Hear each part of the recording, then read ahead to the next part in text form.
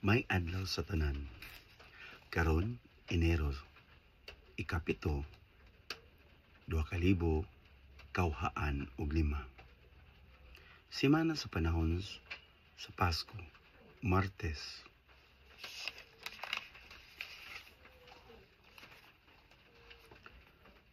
Unang pagbasa. Pagbasa gikan sa unang sulat ni San Juan.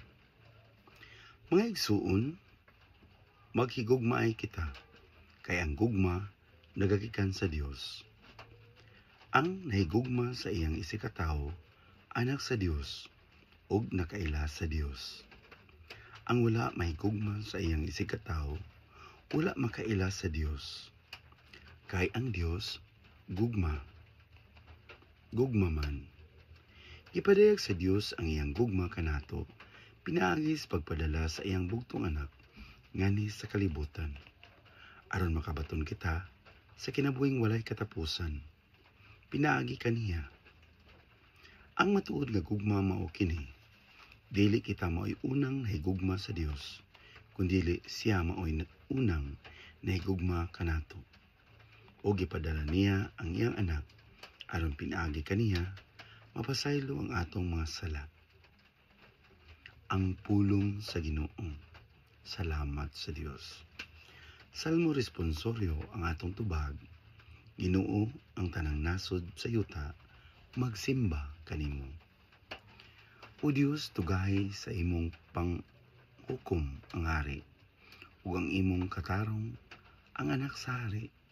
Manduan niya sa katarungan ang imong katawhan, ug sa panghukom ang imong mga nag-antos nga ginsakpan. Ginoo ang tanang nasod sa yuta, magsimba kanimo. Ang kabukiran mamungag kalinaw alang sa lungsod, ug ang kabungturan muhatag sa katarong. Panalipdan niya ang nag-antos diha sa katawhan, luwason niya ang mga anak sa kabus. Ginoo ang tanang nasod sa yuta, magsimba kanimo. Ang katarong mulambos iyang mga adlaw, ug ang halawom nga kalinaw, hangtod nga wala nay buwan. Magmando unta siya gikan sa dagat, ngadto sa kadagatan, ug gikan sa suba, ngadto sa kinatumyan sa yuta. Ginoo ang tanang nasod sa yuta, magsimba kanimo. Ang Ebanghelyo. Pagbasa sa Santos nga Ebanghelyo, sumala ni San Marcos. Sa pagkawas ni Jesus sa sakayan, nakita niya kining dakong panon sa katawhan ug naluoy siya pag-ayo. Kanila kay sama sila sa mga karnero nga walay magbalantay, ug itudloan niya sila ug daghang mga butang. Sa pagkahapon na, giadto niya ang iyang mga tinun-an. Hapon na karon kaayo ug awaaw na kining dapita. Busa paadtua ang mga tawo sa kasikbit nga mga balangay aron makapalit sila makaon. Apan mitubag si Jesus kanila, kamoy mopakaon kanila. Ug unya nangutana sila, kami ba'y imong papaliton og pagkaon nga mobili og mga 2 kagatos ka denaryo aron ipakaon kanila? Og nangutana si Jesus kanila, pila ba kapan ang inyong dala? Susiyan ninyo. Sa nasayran na nila kini, mingon sila kaniya, 5 kapan og 2 ka isda. Unya, isugo ni Jesus ang iyang mga tinun-an nga papundukon ang mga tao ug palingkuron sa lunhawng mga balili. Busa nagpundok-pundok ang mga tao ug naglingkod sa tinagkalim-an ug sa tinaggatos, ug gikuha ni Jesus ang 5 kapan ug ang 2 ka isda, ug nihangad siya sa langit ug nagpasalamat sa Dios. Unya iyang gipikas-pikas ang mga pan ug gihatag sa iyang mga tinun-an, aron iapod-apod ngadto sa mga tao. Iya usab nga gibahin-bahin ang mga isda alang kanilang tanan.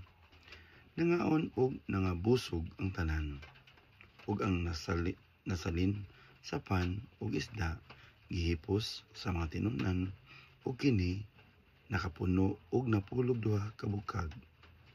Niadtong nangaon sa pan 5,000 ang mga lalaki. Ang Ebanghelyo sa Ginoo. Dayon ikaw, O Kristo. Ang pag-ampo sa katawhan. Dios nung magbalantay, pakana kami. Nga mapaamgo sa simbahan ang mga sakop sa kagagutom ug kauhaw sa tinapay sa walay katapusang kinabuhi. Mag-ampo kita sa Ginoo. Pag-ampo sa katawhan. Tubag, Dios nung magbalantay, pagkana kami. Nga mapaamgo sa simbahan ang mga sakop sa kagutom ug kauhaw sa tinapay sa walay katapusang kinabuhi. Mag-ampo kita sa Ginoo. Dios nung magbalantay, pagkana kami. Nga unta kita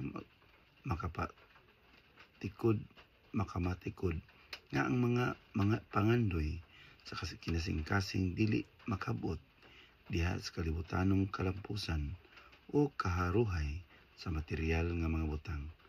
Mag-ampo kita sa Ginoo. Dios nung magbalantay, pagkana kami. Nga kadtong nag-usik sa ilang panahon sa pagpangita sa kasadya ug kalipay sa sayop nga pamaagi, makakita sa matuod nga agianan ug tumong sa kinabuhi. Mag-ampo kita sa Ginoo. Dios nung magbalantay, pakana kami. Nga ang mga masakiton ug kinikawan sa hingpit nga panglawas, makadawat unta sa hinabang ug kaupayan gikan sa ilang banay ug higala. Mag-ampo kita sa Ginoo. Dios nung magbalantay, pakana kami. Sa ngalan samahan sa Anak ug sa Espiritu Santo. Amen. Kay daghang kasalamat sa inyong makakunayong paminaw sa atong mga basahon sa misa nga sa patag adlaw. May naot ako nga ma-share ninyo ni nga video para sa daguban makadungog sa pulong sa Ginoo. Daghan kayong salamat.